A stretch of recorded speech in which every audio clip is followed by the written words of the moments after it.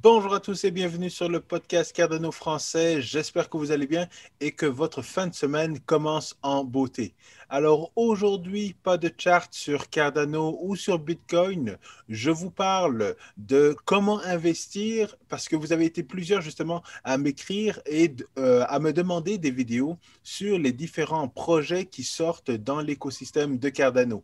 Et je trouvais très intéressant et je vous remercie justement pour tous les commentaires que vous me faites dans les différentes vidéos. C'est vraiment très apprécié et je trouve que c'est important justement de vous parler de ces différents projets, de vous partager l'information que j'ai et de voir si c'est des bons investissements ou si c'est des moins bons investissements. Mais avant de vous partager ce genre de vidéo-là, je voulais justement vous faire une présentation que j'avais faite en 2018 et vous démontrer que dans le fond, ce qui était vrai en 2018 est encore vrai là maintenant. Donc, lors du dernier bull run, j'ai fait beaucoup d'investissements dans différents ICO. Les investissements que j'ai faits étaient des bons et des moins bons investissements.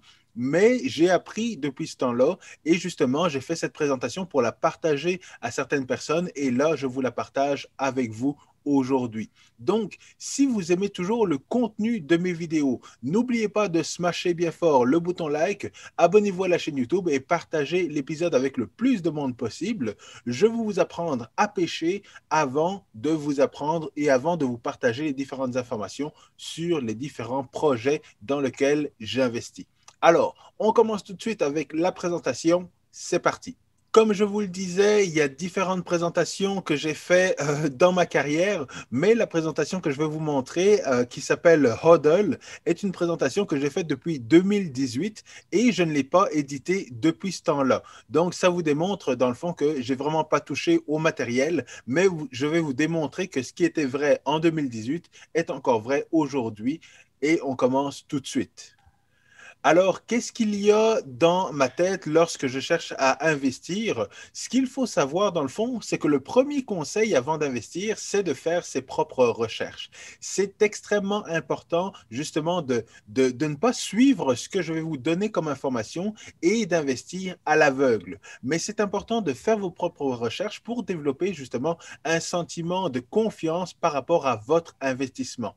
Et les différents points que je vais vous partager, ce sont des points que je vais justement évaluer lorsque je vais vous partager différents projets crypto dans l'écosystème de Cardano.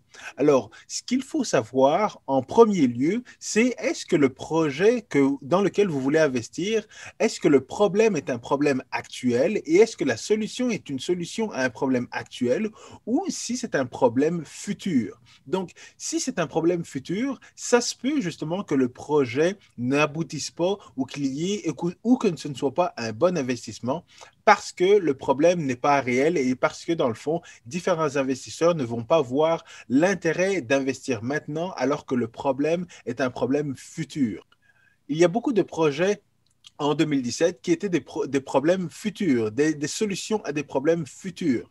Donc, tout ce qui est au niveau des réseaux sociaux, au niveau de l'Internet des objets. Donc, tous des éléments pour lesquels la blockchain n'était pas un bon use case actuellement parce que la technologie n'était pas arrivée à maturité. Donc, c'était des bons problèmes, des bons projets, des bonnes solutions qui étaient proposées, mais le problème était juste pas actuel et donc c'était des mauvais investissements. Et donc c'est ce qu'on va analyser lorsque je vais vous présenter ces différents projets, à savoir si le problème est un problème actuel. De manière générale, c'est sûr que ce sera un problème qui va être intéressant parce que les projets dans le fond copient ce qui existe dans les autres écosystèmes et les amènent au niveau de la blockchain Cardano. Donc on va voir que ce sont des projets actuels, que ce sont des problèmes actuels, je m'excuse, et que les solutions sont des solutions qui ont tout intérêt à fonctionner parce que ça va amener justement plus de visibilité et plus de crédibilité à l'écosystème de Cardano. Le deuxième point, c'est au niveau du but, la vision et de la roadmap. Alors, on ne veut pas vivre la même chose qu'en 2017, où on avait des projets qui étaient beaux sur papier et que la roadmap commençait en 2022 et se terminait en 2030. On veut avoir des projets avec des produits qui sont actuellement utilisés. Donc, idéalement, on veut avoir du software déjà présent, on veut avoir du code dans GitHub, on veut avoir une roadmap qui a déjà commencé, on veut déjà avoir des listings pour voir si justement le projet est un projet qui est en train de lever ou si c'est quelque chose qui est sur papier. On ne veut pas investir dans quelque chose qui n'existe pas, on veut investir dans quelque chose qui existe et qui a déjà fait ses preuves pour s'assurer dans le fond que on va avoir un bon retour sur investissement. Donc, il faut que le but soit clair, que la vision soit claire également et que la roadmap ait déjà commencé et pas que ce soit quelque chose qui va commencer dans le passé. Même chose au niveau de l'équipe. On veut une A-team. On ne veut pas une équipe avec des gens qu'on ne connaît pas ou que quand on regarde sur LinkedIn, on voit une ou deux années d'expérience. On veut vraiment avoir une équipe avec un CEO qui a beaucoup d'expérience au niveau de la blockchain, qui est présent depuis un certain temps dans l'écosystème. Donc, c'est sûr qu'on va surveiller toutes ces informations. On va également surveiller les différents conseillers qu'ils ont et qui les entourent. Est-ce que ce sont des personnes qui ont déjà investi dans des projets au niveau de la blockchain? Est-ce que ce sont des personnes connues? Est-ce que ce sont des personnes qui amènent, qui ont justement un gros écosystème, un gros réseau de contacts pour justement faire décoller ce projet? Et évidemment, les partenaires sont également très importants. Est-ce que la technologie est une technologie actuelle? Donc, ça va être très important de se pencher également sur la technologie pour savoir justement si c'est une technologie qui fit au niveau de ce qu'il veut faire de ce qu'ils veulent faire. Haskell, le langage de programmation utilisé par Cardano, est un langage de programmation qui est utilisé pour s'assurer que justement la vision, les concepts académiques et mathématiques étaient vraiment sécuritaires. Donc, c'est un langage qui n'est pas très populaire, mais c'est une technologie qui fitait qui fitait justement dans l'écosystème de Cardano, dans la vision du projet Cardano. Donc, ça va être très important de s'assurer justement que la technologie qui est utilisée est une technologie qui existe, dépendamment du projet. Est-ce que cette technologie est facile justement à être utilisée par d'autres développeurs, puis par d'autres tiers parties pour pouvoir grossir l'écosystème du projet? Le prochain point est au niveau de la concurrence. Alors, il faut s'assurer au niveau de la concurrence, est-ce qu'il y en a? Est-ce que ce sont les premiers acteurs dans ce marché-là ou est-ce qu'il y a justement d'autres concurrents qui sont en mesure, qui offrent un produit, une meilleure technologie, une meilleure innovation? Alors, de manière générale, dans les projets qu'on va voir, eh bien, ça va être les premiers justement à sortir ce genre de projet-là dans l'écosystème de Cardano. Ça ne veut pas dire que ça va être les meilleurs, mais ça veut dire qu'il va falloir surveiller les concurrents qui vont arriver parce que c'est pas parce qu'on est le premier à arriver dans l'écosystème qu'on va avoir une adoption de masse. Ça veut juste dire qu'on est les premiers, qu'on a un certain avantage, mais qu'il faut garder justement cet avantage-là par rapport à la compétition. Même si Ethereum a été le premier à sortir les contrats intelligents, ben là, on voit beaucoup de concurrence qui commence à prendre beaucoup de place dans l'écosystème des plateformes de contrats intelligents. Au niveau de la communauté, c'est très important que les projets qu'on va surveiller ou que vous voulez surveiller pour investir aient une grosse communauté. Le meilleur exemple est l'écosystème, justement, la communauté de Cardano. Et je l'ai toujours dit, Cardano, la communauté de Cardano est le quatrième pilier de ce projet. Pourquoi? Parce que les trois premiers piliers étaient IOHK pour développer la solution. Il y avait Emergo pour justement le côté développement des affaires. Il y avait la fondation pour guider la communauté. Et évidemment, il y a la communauté et c'est la raison pour laquelle nous sommes cinquième au niveau de CoinMarketCap. La communauté a soutenu le projet Cardano. La communauté croit en la vision de Charles Hoskinson dans le développement de la blockchain Cardano et c'est ce qui soutient justement cet écosystème et cette blockchain-là. Et c'est très important dans tous les projets dans lesquels vous voulez investir au niveau des blockchains. Alors, le dernier élément est évidemment le market cap. Pour moi, c'est l'élément le moins important, mais c'est quand même quelque chose à surveiller parce que, évidemment, un plus petit market cap permet justement des retours sur investissement beaucoup plus gros qu'un gros market cap. Tout cela sachant que, évidemment, dans l'écosystème de la blockchain et des crypto-monnaies, on est encore des tout petits market cap lorsqu'on compare justement au monde des TI, à Google, à Amazon, à Apple, etc. On est des micro market cap comparés à justement ces autres compagnies. Mais c'est quand même un élément à surveiller justement lorsque vous voulez investir au niveau d'un nouveau projet blockchain. Alors, qu'est-ce qu'il y a d'autre dans ma tête? Alors, avant d'investir, c'est sûr qu'il faut réfléchir. Vous devez toujours avoir une stratégie lorsque vous faites des investissements dans des tout nouveaux projets. Lorsque vous faites des investissements au niveau de Cardano, au niveau de Bitcoin et les autres les grosses cryptos, c'est pas si grave que ça si jamais vous investissez et puis que ça baisse ou que ça descend ou que vous n'avez pas une stratégie claire.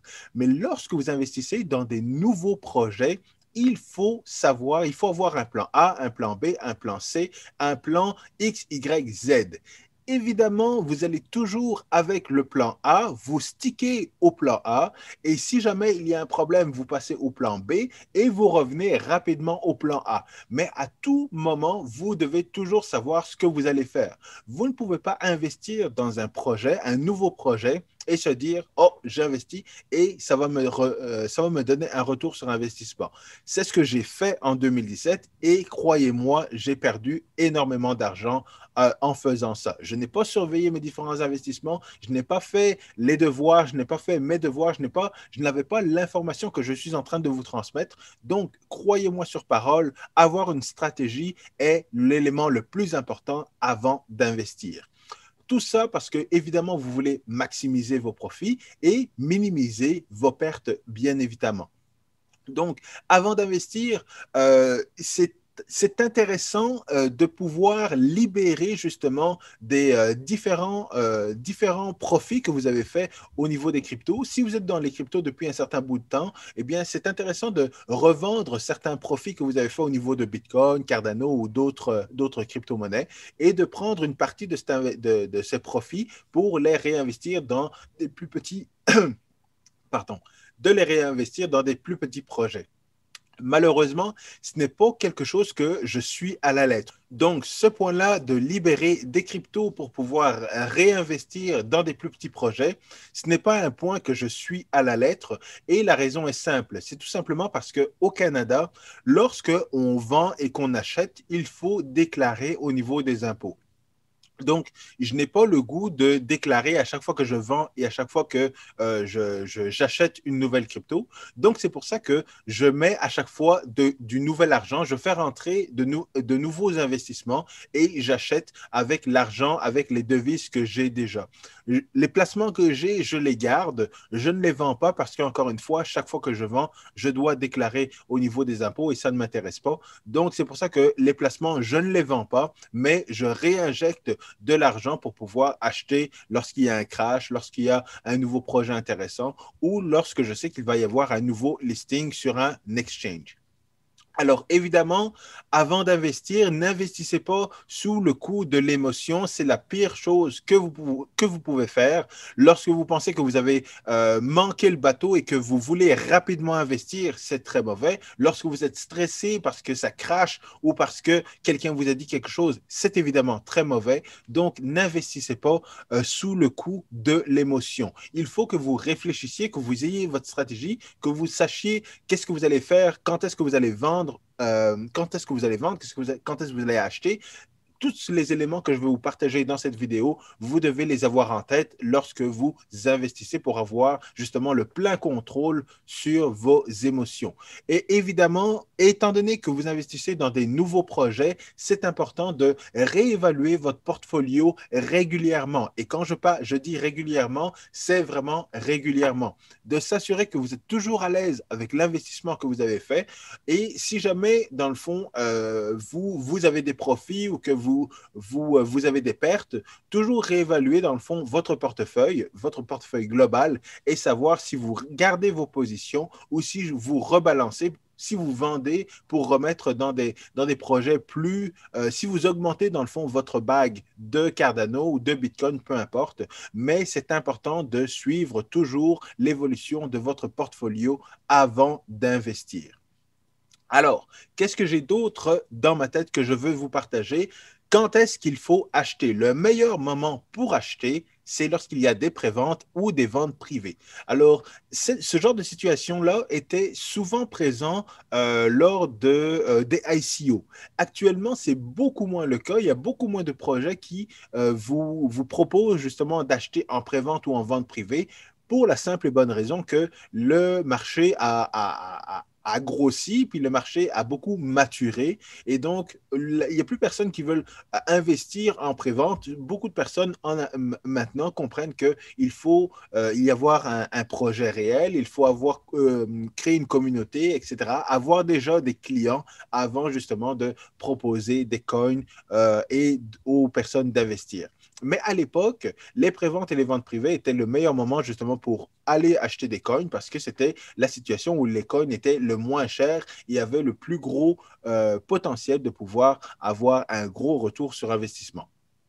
Quand acheter, le deuxième meilleur moment est évidemment pendant les crashs. Alors, pendant les crashs, évidemment, c'est plus risqué parce que c'est plus difficile de juger si le crash s'arrête ou si ça va continuer de descendre. Mais justement, vous devez acheter dans ces moments-là, puis acheter intelligemment, acheter en échelle. Donc, un premier palier. Si ça descend encore plus, vous réachetez et ainsi de suite. Ce ne sont pas des conseils financiers, mais je juge que, d'après mon expérience, ce sont les meilleurs moments pour acheter une nouvelle crypto ou une crypto que vous aimez et qui existe déjà et qui est déjà, mettons, dans le top 100. Un autre moment qui est très idéal justement pour acheter, et c'est ce qu'on va voir actuellement, ce sont toutes les levées de fonds, donc les ICO, les IDO, les IEO. Donc, tous ces éléments-là où il y a des levées de fonds crypto, c'est ces meilleurs moments, encore une fois, où vous pouvez acheter.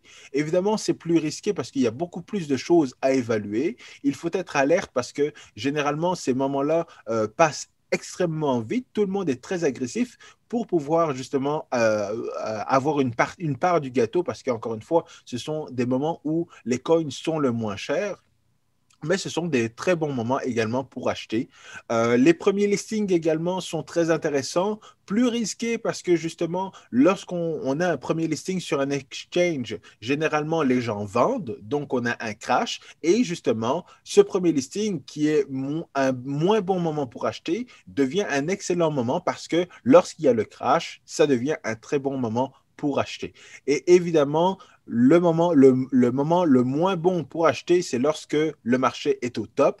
Mais ça, vous le saviez déjà. Je n'avais pas besoin de vous le dire. Vous avez l'expérience, dans le fond, pour certaines personnes, d'avoir acheté au top et de regretter un petit peu. Et c'est ça, justement, c'est justement pour ça que je vous propose certaines formations, comme la formation, justement, de mon ami Paul, rapidement. Donc, la formation de crypto-formation, même si vous n'êtes pas un trader, même si vous n'êtes pas quelqu'un qui achetez, vendez, c'est toujours bon d'avoir ce genre d'informations pour savoir quelle est la tendance, est-ce que c'est à la baisse, est-ce que c'est à la hausse, analyser un petit peu les graphiques. Et encore une fois, comme je vous le répète à chaque fois, vous avez également une réduction si vous utilisez le mot podcast Cardano 10, vous avez une réduction sur la formation de mon ami Paul à cryptoformation.ca. Donc, si vous êtes intéressé, n'hésitez pas justement à acheter la formation et à suivre la formation pour pouvoir justement savoir les meilleurs moments pour investir dans ces nouveaux projets crypto.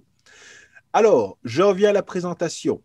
Pourquoi j'ai acheté? Ça, c'est une question que beaucoup de gens se posent lorsqu'il y a un crash ou lorsque le marché est un petit peu moins attractif, plus ennuyeux.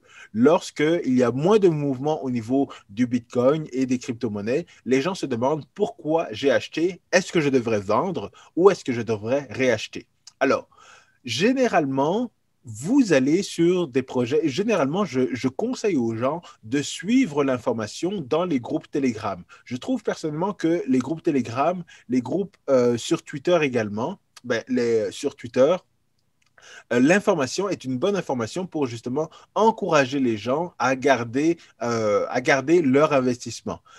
Lorsqu'on va sur Facebook, parfois Facebook, les informations sont pas, sont pas si bonnes que ça. Et il y a beaucoup de nouveaux qui arrivent sur Facebook et il y a beaucoup moins de gens justement qui sont familiers avec les groupes Telegram et avec Twitter.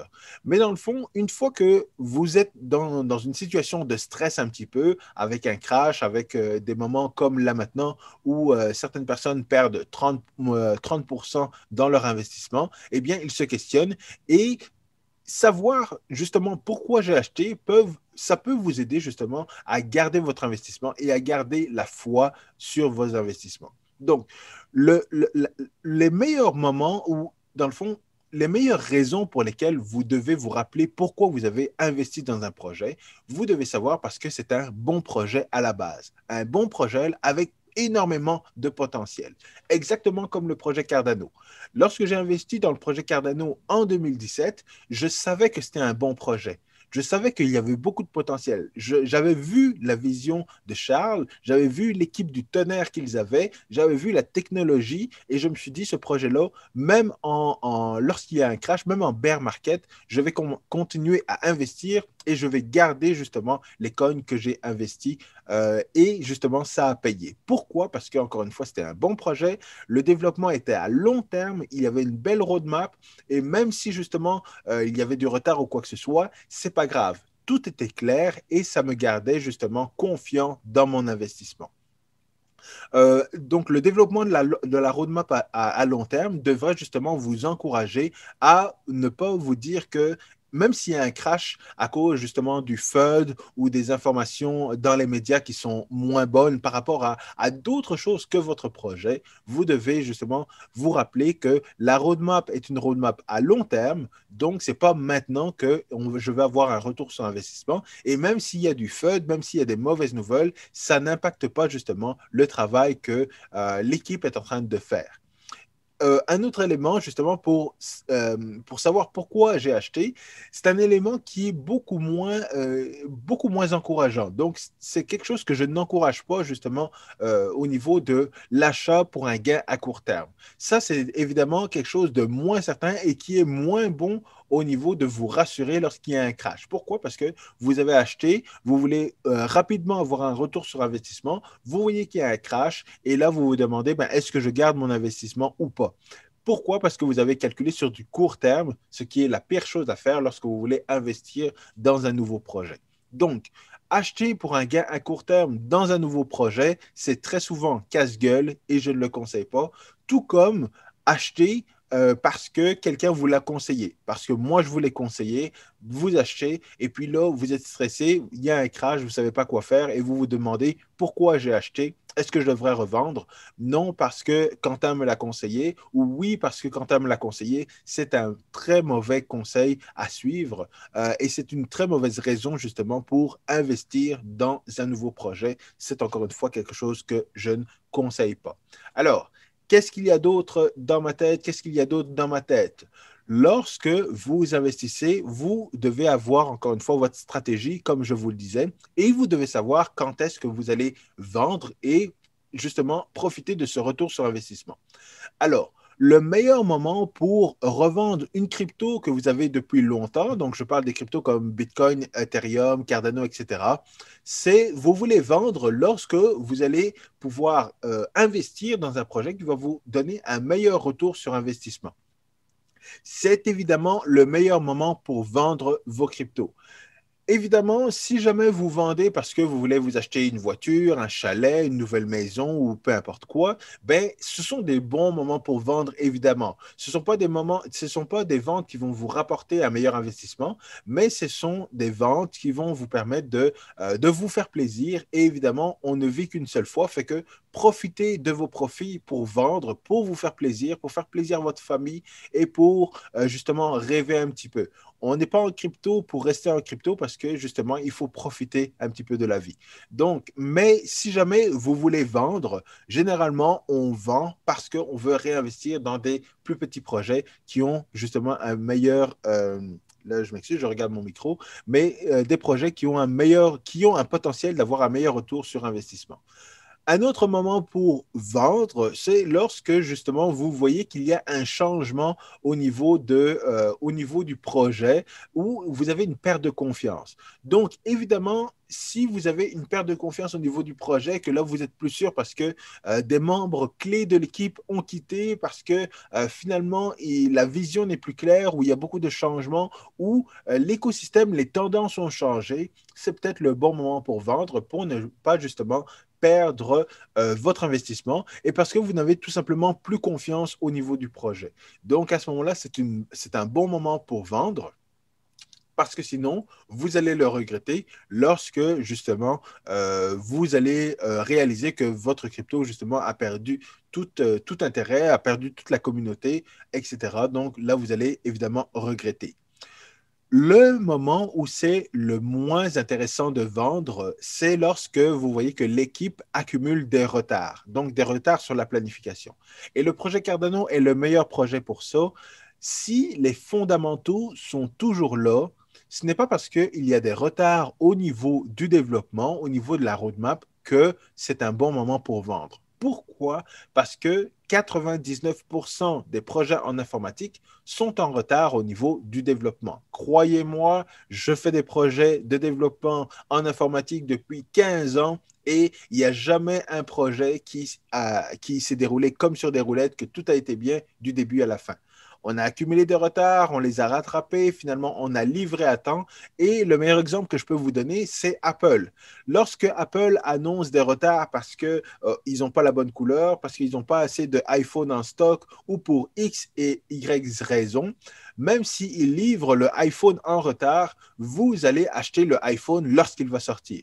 Donc, ce n'est pas une bonne raison justement pour vendre parce qu'il y a des retards au niveau d'un projet, parce que vous avez investi. Et évidemment, si tous les éléments fondamentaux sont encore là, ce n'est pas parce qu'il y a des retards que vous devez vendre. Le potentiel est toujours là, donc gardez justement votre investissement, mais vous devez également toujours surveiller si justement les fondamentaux sont toujours là. Si les fondamentaux ne sont plus là et qu'en plus de ça, l'équipe est en retard dans son développement, bien évidemment, c'est à reconsidérer et à revoir au niveau de votre portfolio si vous voulez garder 100% de votre investissement ou si jamais vous voulez en retirer une partie et réinvestir ailleurs.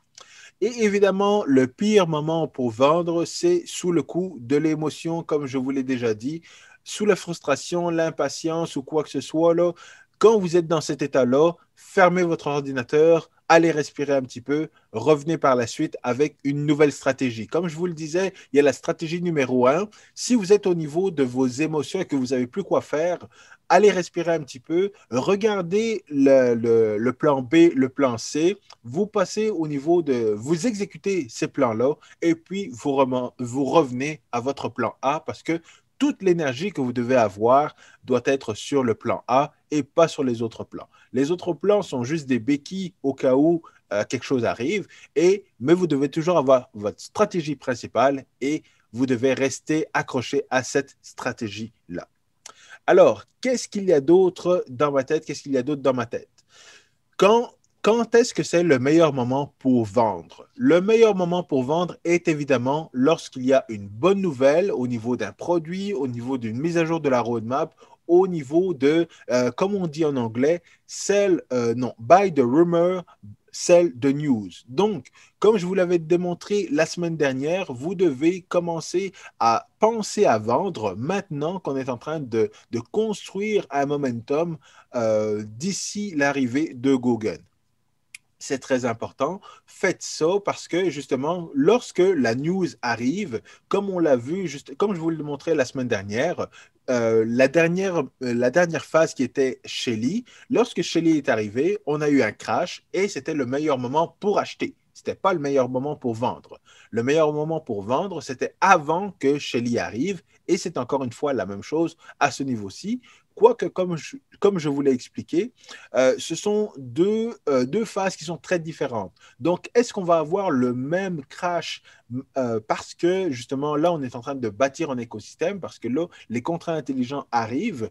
Je pense qu'on va quand même avoir un petit crash, parce qu'encore une fois, il va y avoir beaucoup d'excitation et il va y avoir justement une correction par rapport à cette excitation, mais ce ne sera pas une grosse correction. Selon moi, je peux me tromper, mais encore une fois, le meilleur moment pour vendre, c'est avant que le produit sorte, avant que la roadmap soit mise à jour, avant que la news sorte, c'est le meilleur moment pour vendre. L'autre bon moment, évidemment, c'est au top du bull run. C'est très difficile à faire. Et la dernière fois, justement, en 2017, c'est arrivé fin décembre, début janvier.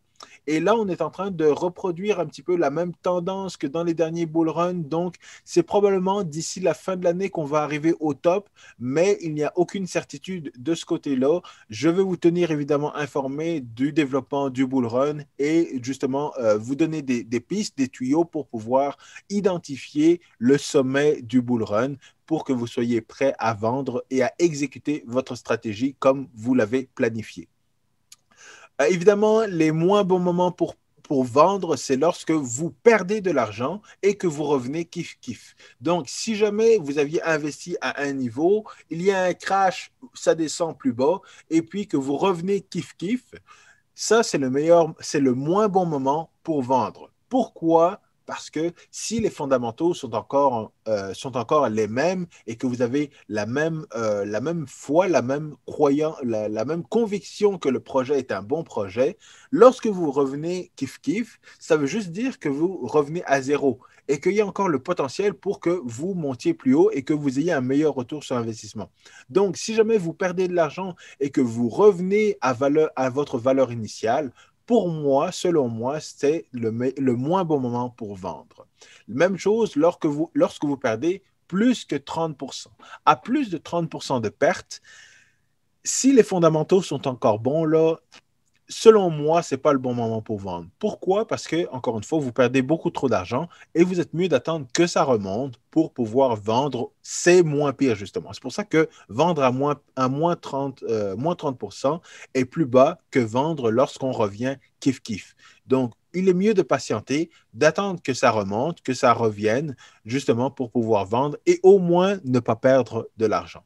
Et évidemment, comme c'est le moins bon moment d'acheter au top, c'est évidemment le moins bon moment de vendre lors d'un crash. Mais encore une fois, ça, vous le saviez déjà parce que vous êtes les meilleurs. Alors, la dernière chose que j'aimerais partager avec vous, c'est le meilleur moment. Quel est le meilleur moment pour retirer vos gains en fiat ou alors en Bitcoin? Et ça, c'est quelque chose que les gens regardent beaucoup moins, mais quelque chose qui est très important. Alors, lorsque vous investissez, il est toujours important de regarder vos profits en Bitcoin et non en fiat, parce que les profits en fiat sont des profits composés. Les profits composés, ça veut dire que ça dépend de deux éléments. Ça dépend de si vous avez fait de l'argent au niveau de votre crypto et si le Bitcoin monte ou descend. Si vous investissez à ce niveau-ci dans votre crypto et que Bitcoin monte, à ce moment-là, ben, vous n'avez pas vraiment fait d'argent. Pourquoi? Parce que le profit que vous allez voir en fiat, c'est un profit qui est le résultat de la montée du Bitcoin. Au niveau de votre investissement, vous n'avez pas baissé, vous n'avez pas monté, donc vous n'avez pas fait de profit.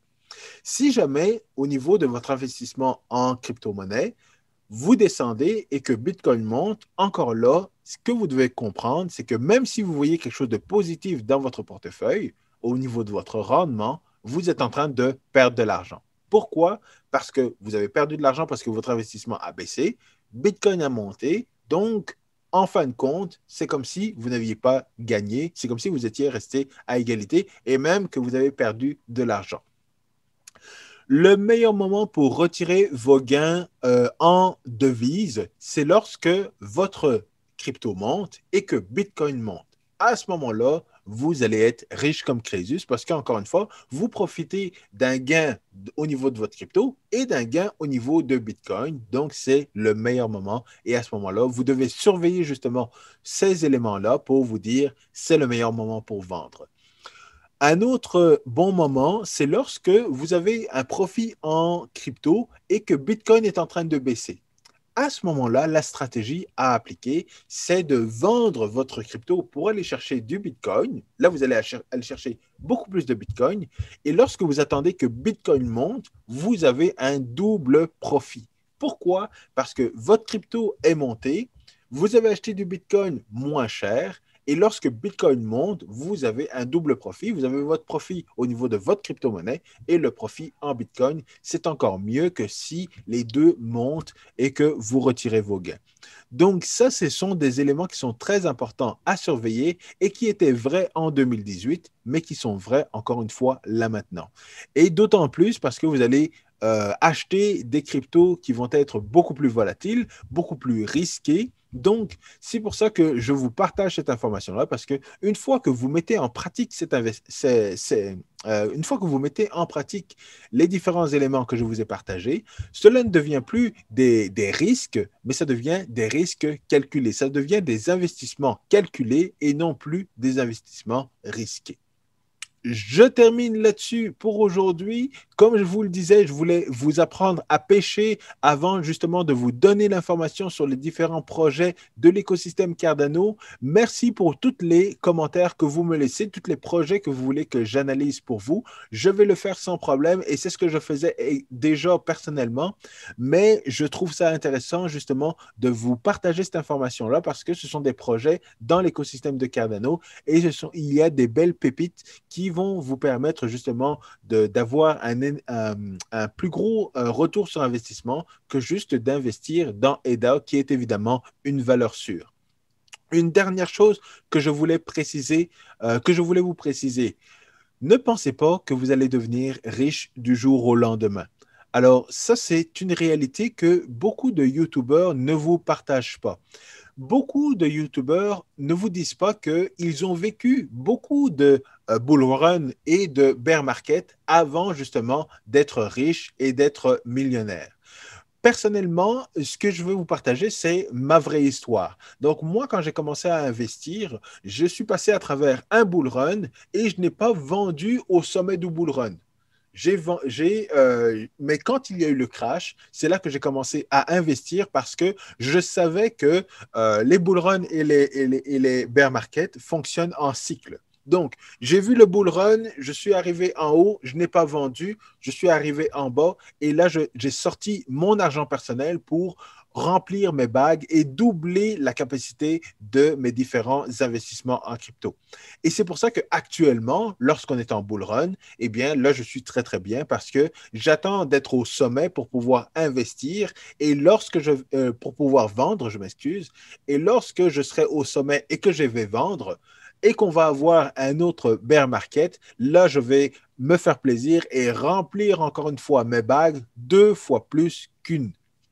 Donc, je vais doubler encore une fois l'investissement de mes différentes cryptos, mais je vais le faire avec justement le retour sur investissement les profits que je vais avoir faits et je vais justement les réinjecter au lieu de injecter mon argent et de vendre. Donc, c'est comme ça, dans le fond, que j'ai passé un bull run, je n'ai pas profité, j'ai passé un bear market et là, je profite de ce bull run-là.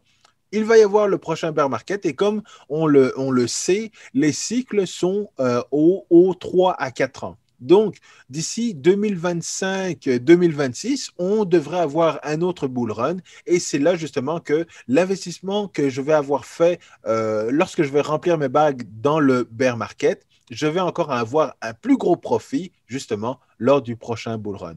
Donc, il y a certains YouTubeurs qui sont là depuis 2013-2014. Ils ont connu le crash de Silk Road, ils ont connu le crash de Malgox et justement, ils sont restés et ils ont continué à investir. Donc, ils ont profité du bull run de 2017. Ils ont vendu en 2017, donc ils avaient énormément d'argent.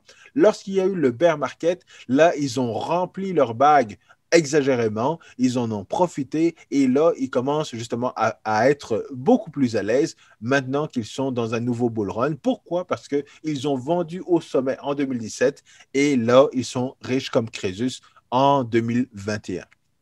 Donc, c'est pour ça que je veux vous partager cette information-là et que je trouve que ce n'est pas assez partagé comme information. Ne croyez pas que c'est à ce bull run que vous allez devenir riche comme Crésus, millionnaire et que vous allez arrêter de travailler. Vous devez voir la réalité en face et les personnes qui sont en mesure de faire ça sont, je peux les compter sur les doigts d'une main et généralement, ça va être des traders professionnels qui sont en mesure d'acheter quand c'est bas et vendre quand c'est haut et faire ça de manière répétée pour justement avoir beaucoup d'argent. Pour monsieur et madame tout le monde, les gens comme vous et moi, nous devons apprendre sur le tas. Donc, essayez de planifier et de réaliser dans le fond que vous n'allez pas devenir riche à ce bull run-ci.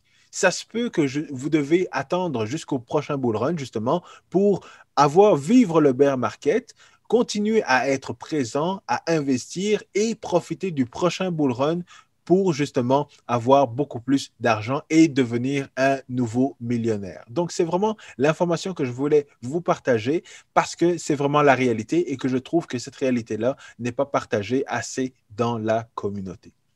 Alors, je vous laisse là-dessus sur ces mots de sagesse. Si vous avez encore une fois aimé cette vidéo, n'oubliez pas de me laisser un like sur la vidéo, abonnez-vous à la chaîne YouTube et partagez l'épisode avec le plus de monde possible. Personnellement, je vous dis à très bientôt. Je vous retrouve très bientôt pour des nouvelles vidéos au niveau des différents projets de l'écosystème de Cardano. À bientôt. Peace.